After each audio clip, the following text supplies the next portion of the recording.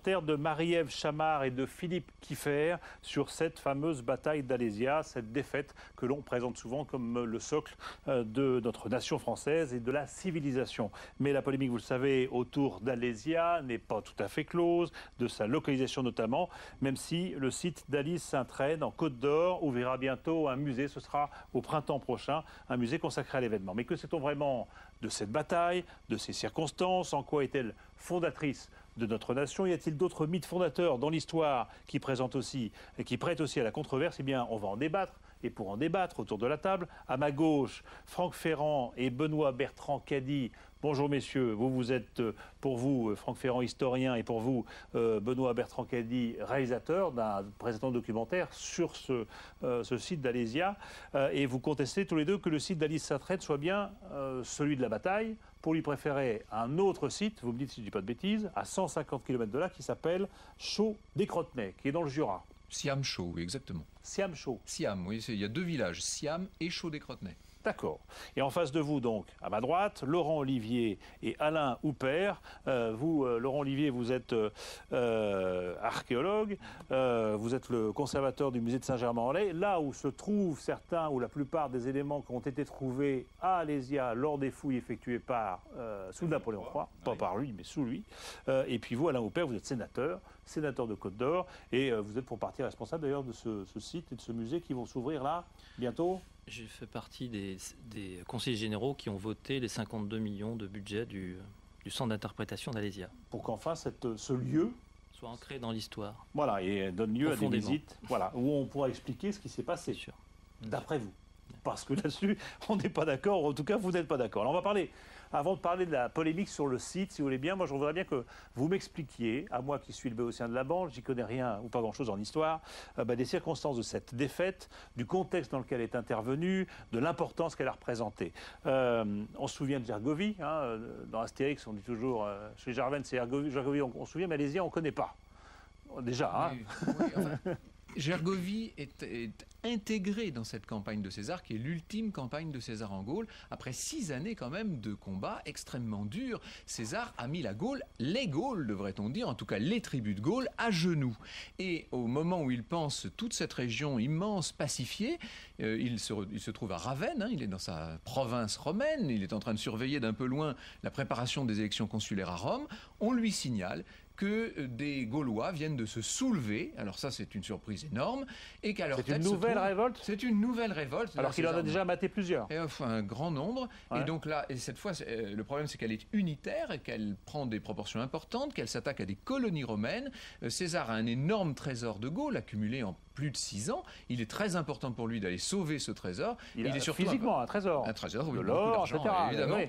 Qui est basé où? Du côté de Lyon, par là-bas? De Sens, okay. En l'occurrence. Et César a besoin de venir mater une bonne fois les Gaules, car pour lui, il y va de son avenir politique à Rome. C'est fondamental. Vous savez qu'en face, il y a Pompée qui va évidemment essayer de tirer parti des difficultés de César. César est censé être le pacificateur des Gaules. Bon. Donc il revient en Gaule. Alors il s'installe à Narbonne, on va aller très vite.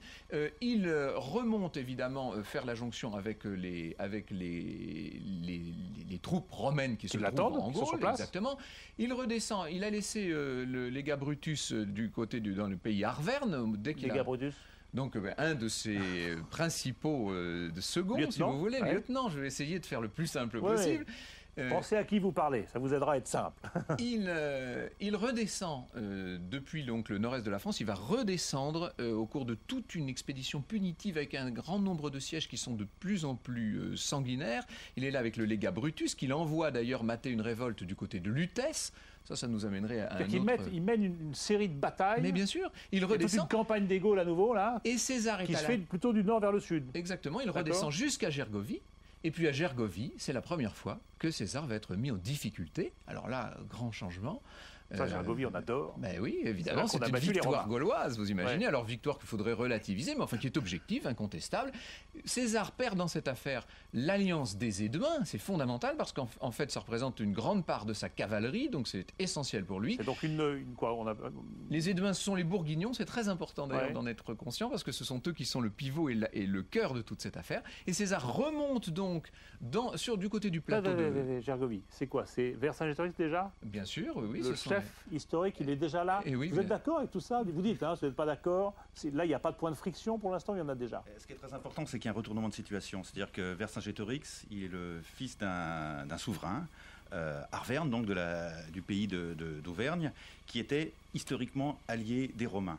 Et en fait, il mène l'insurrection à lui seul. Et au début, c'est très intéressant parce qu'ils sont rejetés de partout. Ils n'ont nulle place où aller.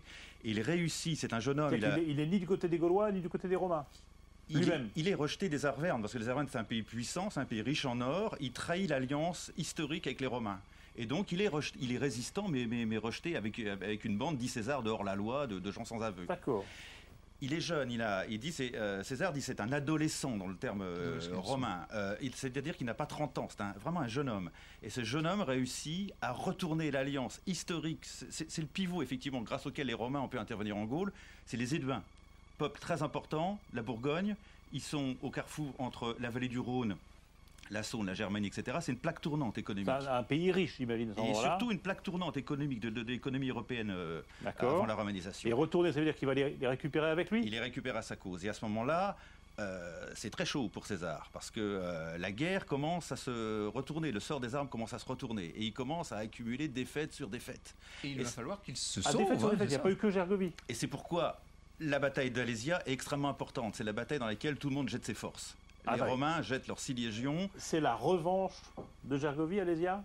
Ou c'est l'aboutissement d'une série de campagnes? C'est la continuité. C'est la continuité, parce que ce qu'il ne faut jamais oublier, c'est que lorsque César se présente à Alésia, dans l'Alésia des Mandubiens, dit-il, c'est un apax, hein, on ne sait pas qui sont ces Mandubiens, c'est un terme qui n'est utilisé qu'une seule fois dans la littérature antique.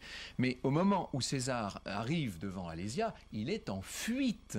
Ce n'est pas un César dominateur qui est en train de poursuivre Vercingétorix. C'est l'impression que ça donne. On voit Gergovie vers Clermont-Ferrand, quand même, on le voit sur les cartes.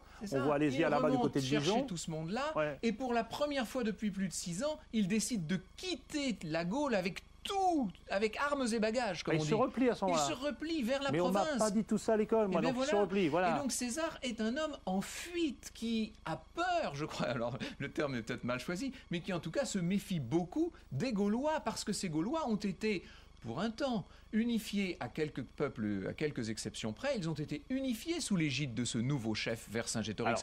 Et l'un des rares peuples qui restent fidèles à César, ce sont les Lingons, donc dans la région de Langres, si vous voulez.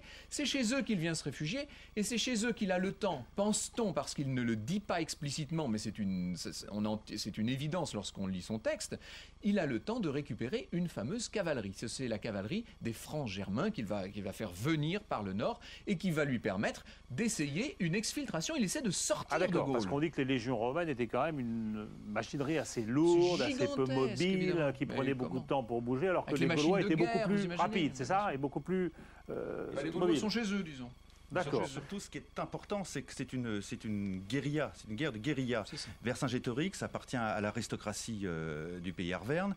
Il a probablement passé son enfance parmi les Romains, et il a probablement été proche même de César. Donc il les connaît bien. On pense même qu'il a joué un rôle de scout ou d'éclaireur. Il est ami de Rome, nous dit César, d'ailleurs, au départ. Oui, bien sûr. D'accord, donc il connaît leur méthode. Il connaît leur point faible.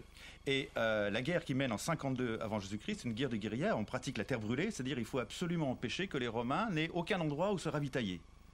Et il y a... Parce que quoi? Parce que c'est quand même une armée d'occupation, entre guillemets, en tout cas c'est une armée qui se promène. Vous imaginez, en Gaule, une armée, il y a 6 légions, ça fait à peu près 24 000 hommes. Il faut considérer aussi qu'il y a des esclaves, qu'il y a des marchands, qu'il y a les gens qui sont là pour faire des affaires immobilières, hein, parce que la guerre rapporte. Hein. On arrive aussi avec des... C'est combien de personnes qui se promènent, enfin qui se déplacent en même temps? Alors c'est 50 000 hommes? On n'en sait rien, mais c'est entre 60 et 75 000 hommes, disons. C'est plusieurs dizaines de milliers d'hommes, bien sûr, évidemment. Tout compris, hein, avec ces marchands, avec les esclaves, avec tout ce qui environne. Et avec les machines de guerre. Donc ça veut dire que ça passe pas par n'importe quel petit sentier, tout ça. Hein. C'est une énorme armée en marche. Ce qui veut dire qu'il faut tenir compte constamment de la conformation du paysage. Et constamment harcelé? Alors pas constamment. Régulièrement harcelé. Ce que nous dit César, c'est qu'au moment où pour la première fois il est attaqué par les cavaliers de Vercingétorix en 3 camps, en 3 corps, il arrive in sequanos, un accusatif pluriel. Ça veut dire chez les séquanes. Alors, en latin, on peut admettre. Alors, les séquanes, ce sont les Jurassiens, c'est bien le problème. Il n'est pas chez les Édouins, César. Il arrive chez les séquanes. Et le texte en grec, la traduction grecque dit bien en sequanos. Donc, l'accusatif pluriel en grec, il n'y a pas de doute, c'est bien le lieu où l'on arrive, où l'on est. Ce n'est pas le lieu où l'on va. On arrive au sujet là, puisque vous dites, et c'est notamment là-dessus que vous basez vos certitudes, ou en tout cas vos convictions. L'un des éléments en disant qu'effectivement, il arrive dans le terrain jurassien et non pas en terrain bourguignon, c'est ça? Je répondrai à monsieur, mais monsieur parle des séquanes. À 20 km au sud d'Alys-Sainte-Reine, il y a les sources de la Seine, dans laquelle on a trouvé la déesse Sequana, qui est à côté de Saint-Seine-l'Abbaye. Donc on a même fait mieux. C'est César qui a écrit son histoire. Oui. Donc je pense qu'il l'a écrit à Rome, et il n'y avait pas de GPS ni de carte à l'époque. Donc il l'a écrit avec sa mémoire.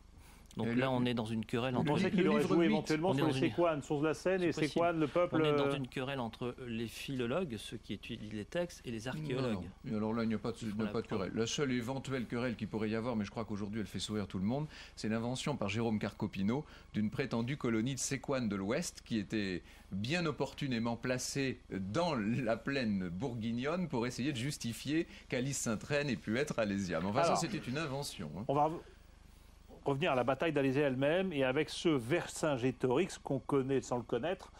Donc écoutons un petit peu ce qu'il en est dit dans le documentaire, justement. Vercingétorix a été un chef remarquable, un chef courageux qui a su dynamiser des peuples aussi divers, qui a été un bon commandant de guerre, mais heureusement que Vercingétorix a perdu. Sa défaite nous faisait entrer dans le monde civilisé. Le monde de Rome, le monde des lois, le monde de la paix, ce que, en réalité, nous sommes véritablement devenus et ce que nous sommes encore.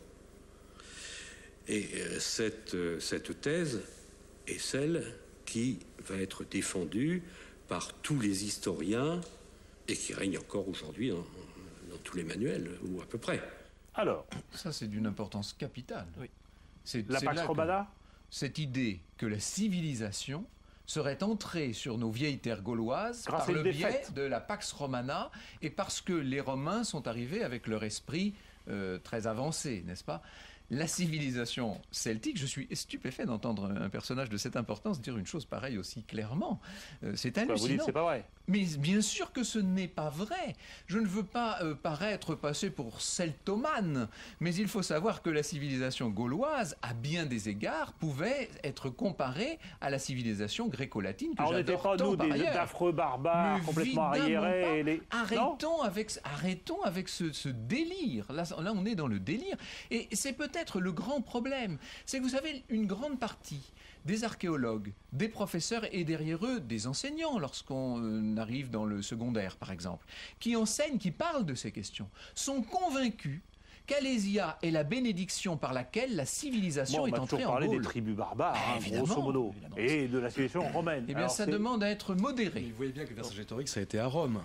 Il y a une éducation, il n'est pas enfermé. Avant d'être prisonnier à Rome, il a été. Bien sûr, donc il a suivi une éducation, il a appris. Donc c'est pas un barbare qui vit dans une hutte tel qu'on se le représente aujourd'hui. Oui, qu'est-ce qu'il dit l'archéologue là ? Ce qui est intéressant, c'est comment on regarde le passé. On savait comment vivaient ces civilisations-là, les Gaulois, les Romains, en termes de ce qu'on a trouvé dans les sols, dans les terres, Ce qui est intéressant, etc. c'est l'image du passé, en fait. On a utilisé l'image du passé gaulois. N'oublions pas qu'on est à la fin du 19e siècle. Voilà. Comme une image du progrès. Et fin du 19e, au moment où on fait ses fouilles. Oui, au moment où on s'intéresse aux Gaulois. Et donc, la défaite d'Alésia représente le passage par lequel, dans cette conception traditionnelle de l'histoire, on passe de l'état de barbarie des Gaulois à l'état de civilisation. Évidemment que c'est un mythe. Voilà, évidemment que c'est un mythe. Ah, c'est un mythe. Un des premiers mythes. Les barbares, c'était plutôt les Germains. Les Huns, etc. Tout ce qui arrivait de l'autre côté du Rhin, c'est ça ? Ce qui arrivait de l'autre côté du Rhin. Ça dépend de ce que vous appelez par barbare. Quel mot vous mettez derrière barbare ? Si vous prenez l'acception grecque du terme, certes, alors les Celtes aussi sont barbares. C'est les autres. Voilà, ce sont les autres. Les oies du Capitole qui ont réussi à faire fuir les Là, on Germains. remonte quelques siècles en avant. Mais pour en moi, arrière. Alésia, c'est l'histoire de deux sagas, et de deux sagas d'empereurs. Celle de César, avec cette fantastique bataille, et celle de Napoléon III, qui a saisi le mythe fondateur de la nation française, la résistance à l'ennemi, et aussi pour bien comprendre, c'est Napoléon III, pour les gens qui n'auraient pas compris, qui ordonne des fouilles sur ce site C'est d'Alésia c'est pour mieux que ça. identifier le lieu précis de la bataille. C'est même un D'accord. décret impérial, hein, comme ça, c'est C'est clair. très bien raconté dans le 1961, documentaire. C'est d'ailleurs. dit, et vous dites Il qu'il le aussi. fait par calcul politique aussi. Non. Pas seulement Aussi. par passion, Non, c'est par très bien passion. raconté dans le documentaire. Il écrit un livre sur César. Il a est écrit 2 passionné. volumes. Il est passionné par cette histoire et il va l'instrumentaliser de manière politique. Ce qui est important, c'est que Napoléon III part de très bonnes intentions. Il est le premier dans notre Europe qui commence à s'intéresser. C'est le début de l'historicisme. Hein. On s'intéresse au passé, on essaie de découvrir, de creuser les questions. Napoléon III a eu l'exemple de son oncle, Napoléon Ier, qui déjà avait écrit un précis sur César. Et donc il s'intéresse de près à Jules César, mais aussi à C'est pas Vercingétorix. pour les mêmes raisons que Napoléon Ier, hein, mais ça, c'est autre chose. Oui et non, disons qu'en fait, il va mettre au service de l'archéologie des moyens sans précédent. Il va mettre évidemment des moyens militaires, des moyens, toute la préfectorale est sur les dents. Les moyens dont a disposé l'empereur des Français, dont a disposé Napoléon III, pour réécrire l'histoire Mais de Jules César sur est le magnifique. calcul politique éventuel, au-delà de la passion, vous dites on est quand même à quelques années de la guerre avec La l'Allemagne. guerre de Sedan Oui. contre le Germain, parce Bon, alors, il reprend souvent une phrase de César qu'il a écrit dans les commentaires des Gaules. Si la Gaule ne devient pas romaine, elle deviendra germanique. Donc je pense que c'est fondateur. donc on choisit notre camp là, à travers ces fouilles. Bien sûr, parce que l'Allemagne commençait à se réunir. Et en faisant de cette défaite une véritable victoire, en ce sens qu'elle nous fait basculer du côté de la civilisation. C'est ça, Mais les l'histoire de Oui, les ces Allemands, fouilles-là. les Allemands aussi avaient leur symbole. Les Allemands avaient le pendant de Vercingétorix. À la Ils même avaient leur époque. grand chef aussi. Leur grand chef, qui D'accord. s'appelait Arminius. Bon, et puisqu'il faut savoir que Napoléon a donc fait ériger cette statue. Attendez, parce qu'on va revenir sur le lieu, et effectivement cette polémique, on en parlera sur le lieu, mais quand même sur cette bataille, qu'on la comprenne, je trouve qu'elle n'est pas assez suffisamment expliquée Il y à a mes deux choses, yeux. il y a un siège et il y a une bataille. Ce sont Bon, deux alors choses qu'est-ce très qui se nettes, passe hein. il y a combien de personnes en présence? Parce que j'ai l'impression qu'il y a, je ne sais pas combien, dizaines Après de milliers un de premier Gaulois. engagement de cavalerie, dès le lendemain, nous dit César, César mit le siège devant Alésia. Et pourquoi met-il le siège? Parce que, nous dit-il, l'oppidum, la forteresse gauloise, si vous voulez, se trouvait située de telle sorte qu'elle n'était imprenable autrement que par un siège. Mais vous allez Donc me il dire... décide de pourrait- faire un siège. Voilà, il aurait En très bien dessous pu la et autour contourner. d'un oppidum, Il aurait qui pu la est une contourner. colline. Il aurait pu s'en aller, se sauver puisqu'il se sauvait. Mais il fait le siège. Pourquoi? Parce qu'il n'a pas le choix. Ah bon. Et il n'a pas le choix car la conformation même des lieux, en forme de nasse, de piège, si vous voulez, pour les César Romains, lui-même est il s'est piégé. laissé piéger par Vercingétorix et par les Gaulois qui Je venaient. comprends rien. Qui est-ce qui entoure qui alors? Qui est-ce qui encercle qui dans cette histoire? César met le siège devant Alésia. Ouais. Mais je vous prie de croire que s'il avait pu faire autrement, il s'en serait bien passé, puisque son but était de quitter les Gaules. Parce que Alésia l'empêche de partir. Exactement, c'est un bouchon sur sa route. Et c'est une route, c'est la fameuse route de Poligny à Genève, c'est une route extrêmement encaissée, difficile. Et sur cette route se trouve une citadelle, quelque chose d'une importance folle, qui est en plus la ville sacrée des Gaules. Hein. C'est une chose très importante sur un plan religieux. C'est pas un petit village. Métropole C'est un- celtique et D'accord. foyer religieux de toute la Celtique, nous dit Diodore de Sicile. Donc c'est D'accord. un lieu d'une importance Donc considérable. Vercingétorix s'est retranché là. Là-dedans. Et il César bloque le n'a pas passage. le choix, il est obligé de mettre Et le il est siège. dedans avec combien de personnes? Combien de soldats? 80 combien 000, de troupes 80 000 personnes, 12 à 15 000 Vous êtes cavaliers. d'accord avec ça? Il y a environ 80 000 fantassins avec Vercingétorix à Alésia. Il y a 6 légions, ça fait à peu près 24 000 hommes de troupes pour César. Bon, beaucoup. Hein, non, c'est tout à fait disproportionné. Et l'armée de secours que va appeler Vercingétorix pour venir les désengager de là, c'est à peu près 8 000 cavaliers et 240 000 fantassins. 240 000, vous imaginez la C'est une marée. concentration d'hommes d'au moins 300 000 hommes. C'est des Avec très très concentrations. peu de Romains au milieu de C'est tout des ça. concentrations d'hommes équivalentes à celles de la Première Guerre mondiale. D'où la C'est nécessité de une- partir au plus vite. Est-ce que vous comprenez que César n'a jamais, comme le dit Plutarque, touché aussi près de sa fin? Au moment de la mise du siège d'Alésia, quand César est obligé d'assiéger cette citadelle, il est quasiment perdu à coup sûr, parce qu'il est fixé par un ennemi qui l'a piégé Et il sait que va venir contre lui une armée de renfort colossale qui l'écrasera comme le marteau sur l'enclume. Et c'est là où le lieu du site a son importance, puisque à Alice-Sainte-Reine, Alice Sainte-Reine, on comprend rien, parce qu'on est au milieu d'une plaine. Il n'y a aucun obstacle on qui ne le comprend retient. pas en quoi il était bloqué sur le lieu officiel d'Alésia. Alors, Le lieu, si vous me permettez, Oui. est marqué par l'histoire. Les paysages sont marqués. Napoléon III a éclairé le site au XIXe siècle. Et pendant le XXe siècle, on a oublié Alésia. On a retrouvé Alésia par les photographies de René Goguet.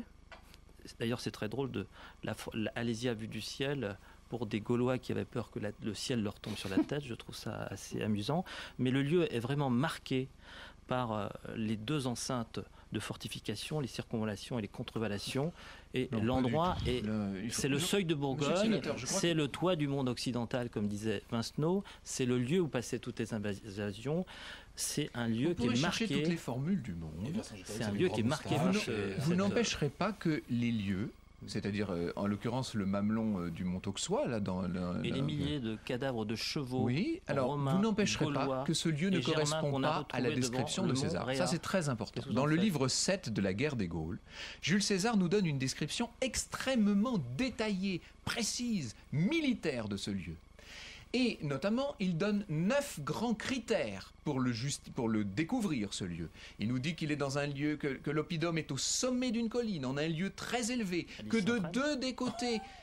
un lieu très élevé à le Mont Auxois, que de deux des côtés des rivières, Flumina, baignent les racines, Sublueban baignent les racines de la colline. Il nous dit qu'en avant, en Tei d'oppidum, en avant de cet oppidum, une immense plaine de 3000 pas s'étendait. Enfin, tous les éléments permettent d'établir un portrait robot de ce qu'a été le site. Or, quand vous êtes à Alice-Sainte-Reine, il n'y a rien qui correspond. Mais pire, puisque vous parlez des photos de René Goguet. vous dites c'est cohérent avec le texte de César. L'oppidum, le rocher, est au pied de l'Auze et de l'Ozerin, et avec... pour faire simple, des ruisseaux qui sont à 400 mètres. Pour faire simple, si j'ai bien compris, d'un côté, pour vous, dans le Jura, on a une véritable colline impressionnante, avec des gorges assez marquées, etc. Et on se dit, ah oui, c'est effectivement un cul-de-sac. Et de l'autre côté, là, vous dites que c'est une petite colline, que la plaine est assez douce et qu'on ne comprend pas en quoi des armées s'est bloquées. Avec des résultats de fouilles. Avec des résultats de fouilles qui sont probables. Alors, attendez, on va écouter ce qui était dit justement dans le commentaire sur ce qu'on a trouvé quand même comme pièce, et on va venir à l'archéologie. Qu'est-ce qu'on a trouvé comme pièce et preuve de la présence de ces armées gauloises et romaines sur le site d'Alésia? Ces monnaies de siège sont le témoignage indubitable que Vercingétorix se trouvait à Alésia, puisque le matériel numismatique qui a été utilisé pour les frapper, les coins monétaires, sont les coins monétaires qui servaient à frapper l'or. Et l'or est, par essence même, la monnaie qui est frappée près du chef. Donc on ne peut pas penser une seconde qu'on ait séparé à un moment donné les coins monétaires de Vercingétorix. Alors, Franck Ferrand, je ne vous donne pas la parole. Non, pas tout de suite. Je voudrais déjà que le conservateur en chef du musée où sont entreposées ces fameuses pièces, qui est archéologue lui-même, nous dise, alors oui ou non, est-ce qu'on a trouvé des choses probantes et en quantité suffisante? Alors vous savez, les archéologues reprennent aisément la formule de Staline qui, vous vous souvenez, disait le pape, combien de divisions? Oui. Nous, ce qui nous intéresse, les autres sites, oui, combien de centaines de pylômes, combien de milliers non, de parlez pas des autres, d'abord le vôtre. D'abord le vôtre. Alors, l'identification du site d'Alice-Sainte-Reine avec Alésia, ça date pas de Napoléon III. C'est une tradition érudite qui remonte au XVIIIe siècle. Au Moyen-Âge, le pays de l'Auxois, le mont Auxois, c'est le Pagus Alesienses, le pays des gens d'Alésia. Il y a une inscription trouvée en 1839 qui mentionne expressément le nom d'Alésia, Alésia. Oui, Alésia. L'archéologie a révélé 40 km de retranchements. On a à peu près 800 éléments d'armement gaulois et romains. On ne savait pas. 800 pièces d'armement. Oui, on ne savait pas. C'est quoi? C'est des lances, des boucliers? C'est des lances, des éléments de bouclier, il y a des éléments d'éperon. 800 pièces. À peu près il y avait combien de soldats vous mettez sur place? 100 000 à peu près. Oui, mais c'est ce qui s'est tombé dans les fossés. Ah non, pas dans les fossés, dans un fossé, pour ce dont vous parlez. Un fossé. Et donc, en fait, on a aussi toute la collection de numismatiques. Hein, on a à peu près un millier.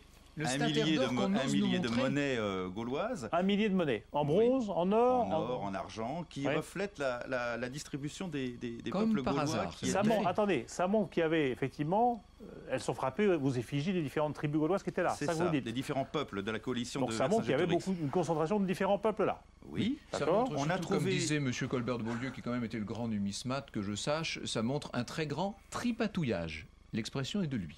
Bon, on a Quoi trouvé également, enfin c'est une polémique qui a quand même beaucoup bougé depuis ce qui remonte à 1800. Elle a été lancée à l'origine par l'architecte de la ville de Besançon, qui s'appelle un certain Delacroix, qui est retombé dans l'oubli aujourd'hui. Et en fait, depuis 1865, l'archéologie a fait quand même des progrès notables, notamment en matière de Heureusement, détection aérienne. Donc on a pu trouver en photo aérienne effectivement le tracé des ce qu'on voit bien dans le film. On à voit fait. le tracé des. Alors, j'ai pas bien Ah, compris les défenses romaines, les sièges Est-ce qu'on le voit romains, pas sur le etc., site les différentes portes, mais on le voit Forcément, c'est de façon enfoui. aérienne. Benoît, il y a une chose qui On ne m'inquiète. voit pas sur le site. Alors, Oui, c'est enfoui. Qu'est-ce que Ça vous enfouit, dites pour vous avez répondre à été ça? Vous dites qu'il y a suffisamment de choses probantes et vous n'avez aucun doute sur l'exactitude, pas de la prédiction, mais de la réalité de ce que Pour ce qui- Alésia est effectivement situé là. Oui, bien sûr. Bon. Oui. Un mot Qu'est-ce que vous seulement du Bien matériel archéologique, parce que je trouve qu'on amuse beaucoup les gens avec ça. Il y a beaucoup plus important, comme Vous vous êtes dites, archéologue, monsieur non, justement. Oui, justement. oui. Ça serait intéressant de revenir plutôt aux photos aériennes et aux dispositifs sur place. Pour ce qui est du matériel archéologique, on a quand même le culot là de montrer dans le documentaire le fameux stataire d'or de Vercingétorix. Est-ce que vous voulez que je vous Le apporte stataire d'or, le c'est. stataire d'or, c'est cette monnaie, hein, Une pièce. une pièce d'or.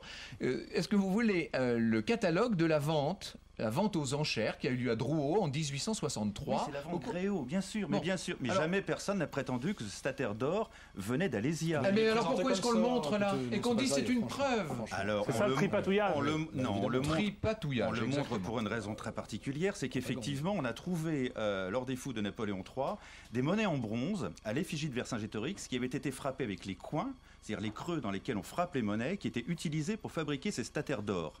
C'est la raison pour laquelle Voilà, on le mais montre. c'est ça. Donc, bah, On a c'est trouvé une drôle de en- raison. Non, mais vous avez entendu l'argumentation Mais- dans le documentaire, c'est de dire, là, il y a une pièce d'or, donc le chef n'est pas loin, donc César était là. C'est On a ça. trouvé Non, surtout c'est pas des ça, monnaies c'est pas d'argent. ça qui est dit dans le Deniers documentaire. qui étaient les monnaies de siège. On a surtout trouvé des La monnaies monnaie de d'argent siège était particulière Qui au était sens en qu'on l'a argent. frappée qui étaient en argent. particulièrement pendant les sièges, c'est ça? C'est ça, c'est Quand monnaies les d'argent. armées se déplaçaient, etc. C'est Bah, ça? c'est-à-dire, il faut imaginer qu'en période de siège, il faut aussi payer les Il n'y mercenaires. avait pas de distributeur à il billets, faut de il y a pas tout l'argent. ça. Oui, il faut de l'argent. Oui, Il oui. fallait de l'argent. Bon. Ce qui est étonnant concernant ces extraordinaires matériaux, c'est qu'une partie sont dans les caves du musée de Saint-Germain-en-Laye, dont vous êtes Les ici. réserves, les caves. Les Oui, réserves, oui. si vous voulez. Oui. Comment se fait-il qu'on ne les voit pas, monsieur? Les fameuses 229 pointes, on les attend toujours. Alors vous allez les voir, on est en train de rénover les collections d'archéologie gauloise On va les voir. qui ouvriront en janvier ou février 2012. Donc pour la À première fois, le public va Saint-Germain les voir. ou dans le musée À Saint-Germain-en-Laye, c'est le, Et dans le musée du 19e siècle. qui sera sur place, on verra des choses comme ça. Ce Il y aura. C'est un centre d'interprétation. Ouais. C'est différent. C'est pour interpréter le lieu, c'est pour interpréter l'histoire. On va s'en expliquer la imprégner. bataille. Bien sûr. On va expliquer la géographie des lieux, où étaient basées les troupes romaines, troupes gauloises, etc. Et pas seulement, il y aura une salle dédiée à Cholet-Crotenay.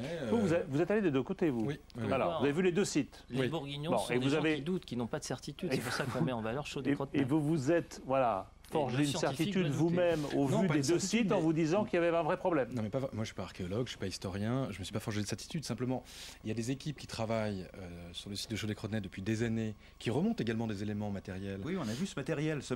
J'ai vu personnellement ce matériel avec des spécialistes Mais comment avez-vous pu le voir, monsieur? Mais On l'a c'est vu, une on- collection privée. donc, J'aimerais savoir où vous avez pu le voir, parce qu'il c'est- n'est ça pas appartient- disponible. ça- Mais je ça- l'ai vu à Saint-Germain-en-Laye. Ah non, non, il ça n'a appartient à la jamais, fille il de n'a ma- jamais été à à la Saint-Germain-en-Laye. fille d'André docteur Berthier, Deloin. qui a La fille découvert d'André le site. Berthier est venue nous voir, nous a communiqué ce matériel pour qu'on l'examine, parce que Et il y a qu'est-ce qu'elle vous a communiqué? aucune raison qu'on ait une position de refus ou d'inimitié vis-à-vis des chauds de Crotenay. Donc du matériel est trouvé. On le voit, on l'a examiné avec Jean-Paul Guillemet, qui est un spécialiste du matériel de l'époque gauloise. Et ce matériel est gallo-romain. C'est un matériel Ah, du 2e, 3e siècle après Jésus-Christ. Il n'y a aucun La fameuse élément, clé romaine du milieu du premier, elle est il n'y a d'après vous, aucun elle est élément gallo-romaine. qui date de la période de la guerre des Gaules. À C'est peu fort près dommage. comme Alice Saint-Trel, Et puisque la aucune plupart du site est structure. gallo-romain et pas.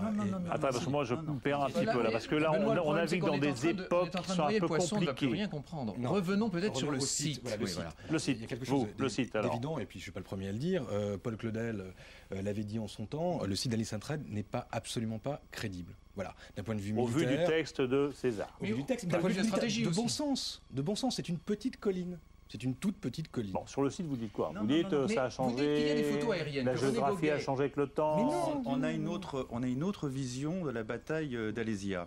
La manière dont on interprète les choses, c'est que c'est une guerre de guérilla. Donc, ce que cherche à faire Vercingétorix, c'est la bataille finale. Enfin, un siège dans les règles, c'est pas une Il guérilla. cherche à attirer César sur cet endroit qui n'est pas un endroit effectivement extrêmement stratégique. L'idée, c'est que César rassemble toutes ses forces autour de ce petit promontoire et lui, dans le même temps, appelle tous les autres peuples de la Gaule à son secours pour les écraser de l'extérieur. Mais César... Donc il fait la chair, si je puis dire. Il est là pas. Voilà. C'est ça? Voilà. Mais César, qui a des espions parmi les Gaulois, est au courant de ce plan. Et c'est pourquoi il fait 2 lignes de retranchement. Une à l'intérieur pour empêcher les Gaulois de sortir de ce promontoire, et une à l'extérieur pour éviter d'être pris à revers par l'armée de secours. Et c'est qui va comme ça qu'il arriver peut un mois après. repousser cette fameuse armée de secours. Qui n'est pas venu. Vous êtes Qui n'est d'accord pas venu. Mais je crois qu'il y avait une bataille Non, quand elle est pas même. Si elle est venue, mais Mais elle n'a bon. pas combattu. Bon. Vous êtes d'accord avec Franck Ferrand pour dire qu'il y avait 80 000 Gaulois. Comment ils tiennent Sur votre avec petit les chevaux, espace, là. avec sur Sur vos sur le 97 site. hectares. Vous êtes d'accord sur le nombre? Vous avez dit tout à l'heure 80 000 Gaulois. Plus 12 000 cavaliers. Plus 12 000 cavaliers, donc 100 000. Comment vous faites tenir 100 000 personnes sur le 97 site hectares. d'Alice Sainte-Reine? Expliquez-nous. On raisonne pas comme ça. Regardez-vous. Ah non, on ne raisonne pas comme ça. C'est-à-dire Non, qu'on non. raisonne in abstracto, c'est bien le problème. On Il raisonne explique- également il in explique abstracto. comment les archéologues Oui. pensent, c'est formidable. Oui, Et mais il je connais me le rapport laisse de monsieur parler. Desparker, vous savez. C'est une question de bon sens quand même. Moi, je Non, connais mais rien, voilà, mais c'est je me dis, une question tiens, ah de oui, journaliste, est-ce que la place Benoît, est suffisante ça fait pour 10 abriter minutes que j'essaie de toutes dire ces une troupes? chose importante, vraiment. J'essaie de Un dire une chose hectare, importante. il Et y a- là, on va il y essayer a- de m'empêcher de parler. Non, Si juste je peux, une on me pose réponse question, si je là-dessus. peux répondre. Il y a un problème dans les textes, un problème de texte. C'est qu'effectivement, on indique que César fait route vers les Séquanes, qui se trouvent donc effectivement plutôt dans le Jura. Ça, c'est... Ah, plutôt, oui, plutôt. Oui, bien sûr, oui, Bon. c'est la version des textes. La version de l'archéologie, la version du matériel qui est trouvé sur le site, montre un ensemble extrêmement cohérent, et ça, on n'était pas Mais capable de personne le ne dit qu'il n'y a savoir jamais eu de siège à dans Alice les Sainte-Reine. années 1860, qui date en gros du milieu du 1er siècle Bon, avant alors, Jésus-Christ. question. Question. Oui. Pourquoi sur ce site dont M. Goguet a fait tant et tant et tant de photos aériennes, pourquoi aucune des mesures ne correspond? Pourquoi votre grand fossé est-il entre 700 et 1000 mètres des appareils défensifs alors qu'il devrait être à 160 mètres?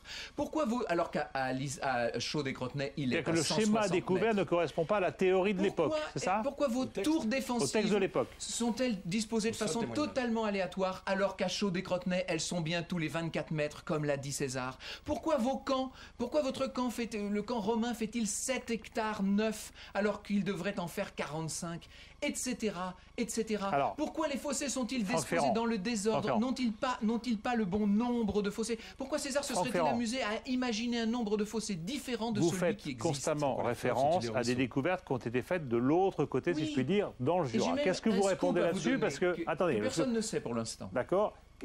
Qu'est-ce que vous répondez là-dessus? On a fait des fouilles, peut-être pas suffisamment d'ailleurs, c'est Il y a eu une autre quelques question. petits sondages dans les années 1960. Qu'est-ce qu'on a trouvé là-bas?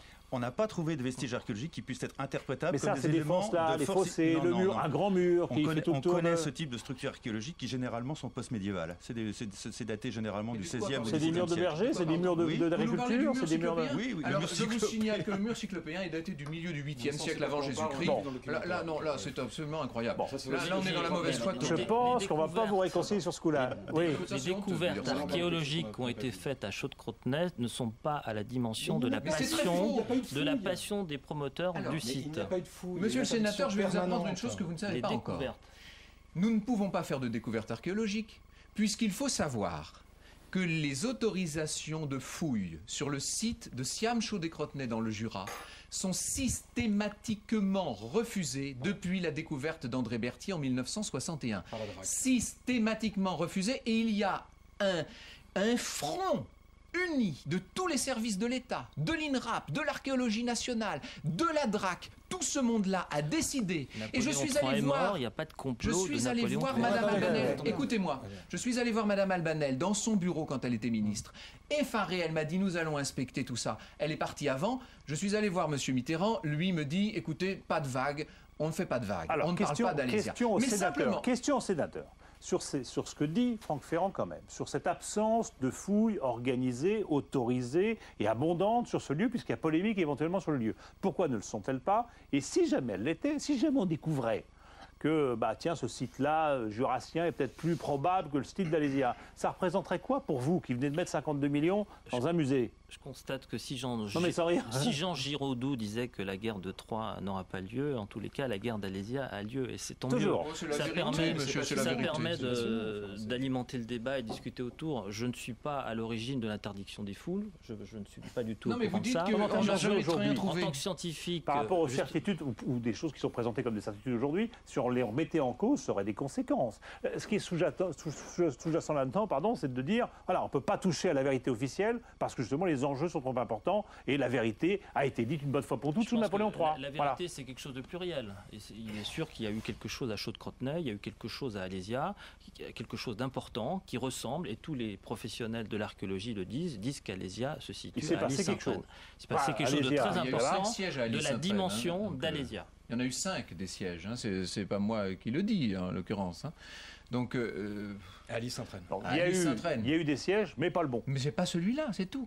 C'est-à-dire qu'il y ait des vestiges archéologiques à Aly-Sainte-Reine, personne évidemment n'irait le contester. Que ce soit les vestiges du siège et de la bataille d'Alésia, non. Il y a un scoop dont je voulais vous parler qui est important. J'avais choisi le cadre de cette émission pour le dire, laissez-moi le faire si vous voulez.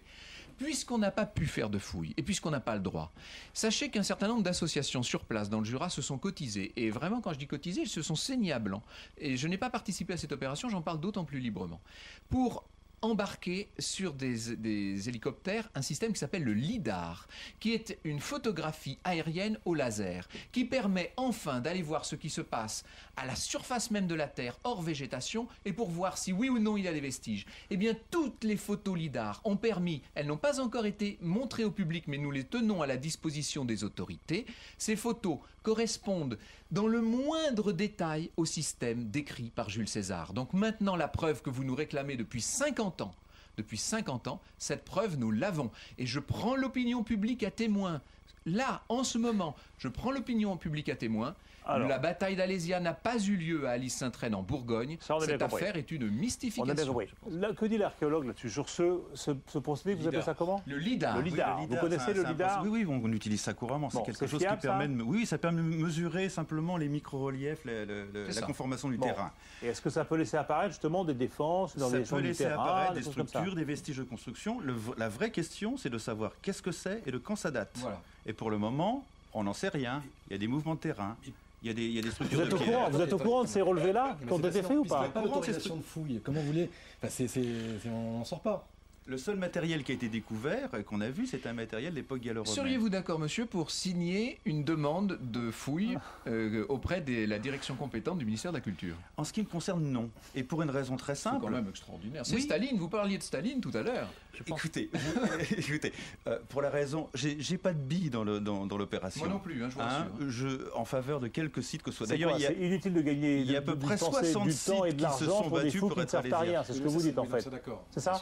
Inutile de dépenser de l'argent et du temps pour rien. Les campagnes de fouilles coûtent très cher. Non, mais nous avons des mécènes pour les financer. Le ministère de la Culture ne veut pas faire de fouilles à l'intérieur. Il se retranche devant les avis des spécialistes. C'est parce qu'on va pas découvrir des choses si importantes. Messieurs, on trouve qu'il n'y a pas de vestiges qui permettent de faire des fouilles. On a bien compris, et j'ai bien compris surtout que je ne pourrais pas vous réconcilier aujourd'hui et que vous resterez convaincus les uns les autres d'avoir trouvé le bon site de la bataille d'Alésia. Dites-moi simplement. C'est le professeur André Berthier qui a découvert ça. Dites-moi simplement, puisqu'on arrive au bout de l'émission là bientôt, dites-moi simplement, on a dit c'est une bataille importante parce qu'elle est fondatrice. Alors il y a ce débat sur la civilisation ou pas. Et vous dites que ce n'est pas vrai. Il y a l'autre question qui est maintenant la nation. Est-ce que, et en quoi, éventuellement, cette bataille est-elle fondatrice de la nation gauloise et française après? Du symbole. Fondatrice du symbole. Du symbole.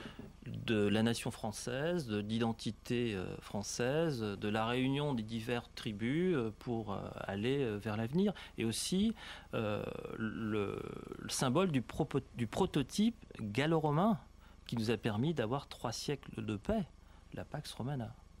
Donc c'était une bonne chose qu'effectivement cette civilisation romaine qui est arrivée. Et c'est le régional de l'étape qui vous le dit, le celte de l'étape. Bon, mais de voir que tous ces chefs gaulois regroupés enfin ensemble s'étaient fait battre par les Romains, c'était quand même une bonne chose. Nous sommes des sangs mêlés de Romains, de Gaulois. C'est la tradition française d'être...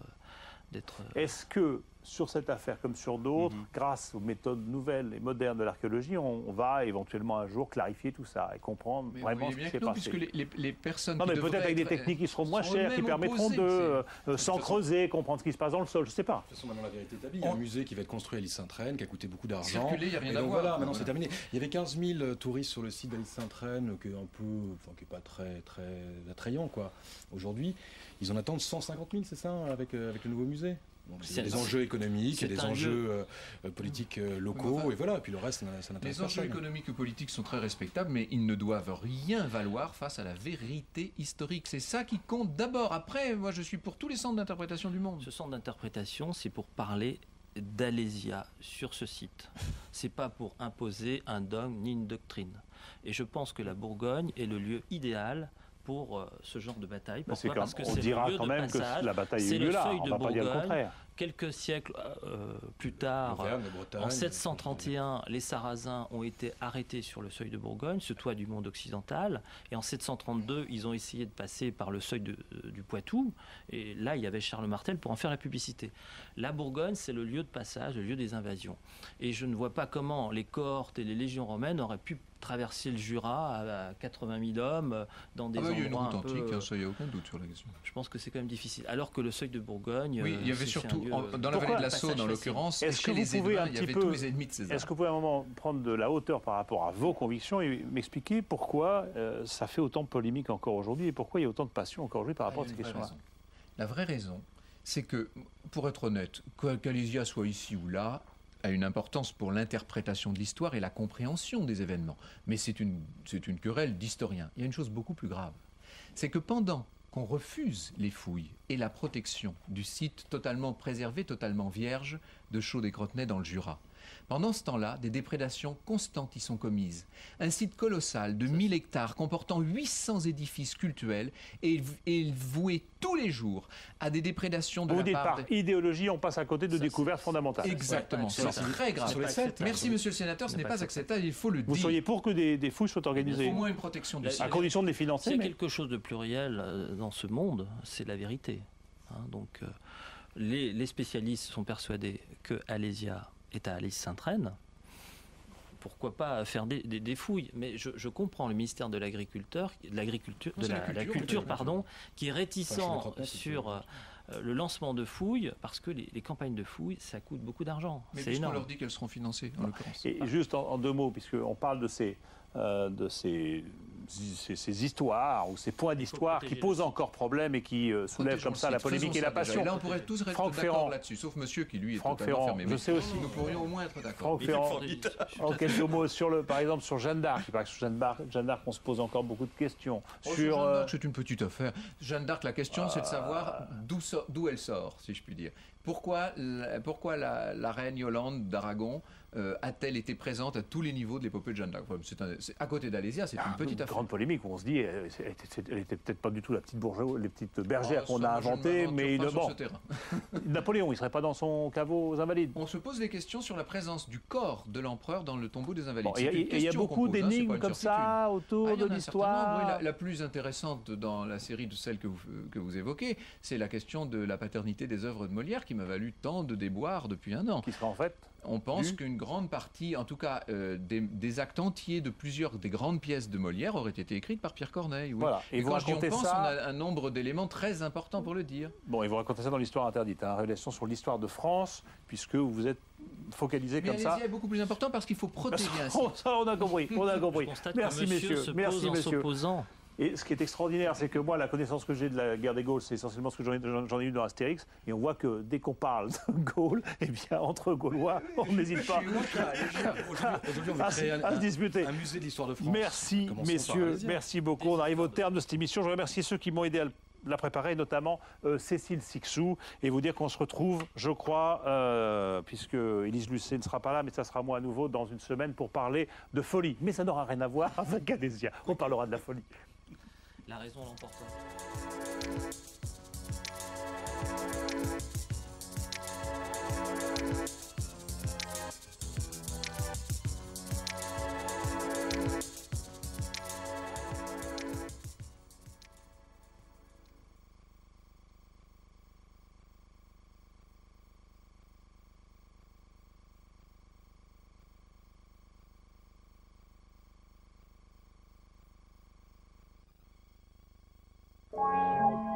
il était dans son